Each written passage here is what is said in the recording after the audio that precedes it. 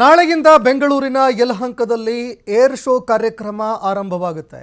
ಇಂದಿನಿಂದ 4 ದಿನಗಳವರೆಗೆ ರಕ್ಷಣಾ ಸಚಿವರಿಂದ ಕರ್ನಾಟಕ ಪ್ರವಾಸ ಕೂಡ ನಡೆಯುತ್ತೆ. ರಕ್ಷಣಾ ಸಚಿವರು ಕರ್ನಾಟಕದ ಪ್ರವಾಸವನ್ನು ಮಾಡಲಿದ್ದಾರೆ.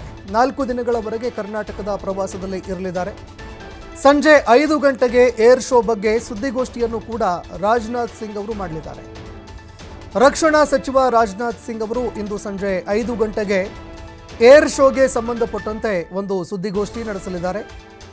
ನಾಳೆ ಬೆಳಗ್ಗೆ 9:30ಕ್ಕೆ ಏರ್ ಶೋ ಉದ್ಘಾಟನೆ ಮಾಡಲಿದ್ದಾರೆ ರಕ್ಷಣಾ ಸಚಿವರು. ಫೆಬ್ರವರಿ 12ರವರೆಗೂ ಏರ್ ಶೋಗೆ ಸಂಬಂಧಪಟ್ಟಂತೆ ವಿವಿಧ ಕಾರ್ಯಕ್ರಮಗಳಲ್ಲಿ ಅವರು ಭಾಗಿಯಾಗಲಿದ್ದಾರೆ. ಏರ್ ಶೋಗೆ ಸಂಬಂಧಪಟ್ಟಂತೆ ಅನೇಕ ಕಾರ್ಯಕ್ರಮಗಳಲ್ಲಿ ರಕ್ಷಣಾ ಸಚಿವ ರಾಜನಾಥ್ ಸಿಂಗ್ ಅವರು ಭಾಗಿಯಾಗಲಿದ್ದಾರೆ. ಇವತ್ತು ಸಾಯಂಕಾಲ ಏನೆಲ್ಲ ಕಾರ್ಯಕ್ರಮಗಳಿರುತ್ತೆ, ಇದರಿಂದ ರಾಜ್ಯಕ್ಕೆ ಸಿಗುವಂತಹ ಒಂದು ಲಾಭಗಳೇನು, ಬೆನಿಫಿಟ್ಸ್ಗಳೇನು, ಇದೆಲ್ಲದಕ್ಕೂ ಸಂಬಂಧಪಟ್ಟಂತೆ ಇವತ್ತವರು ಸುದ್ದಿಗೋಷ್ಠಿ ನಡೆಸಿ ಮಾತನಾಡಲಿದ್ದಾರೆ.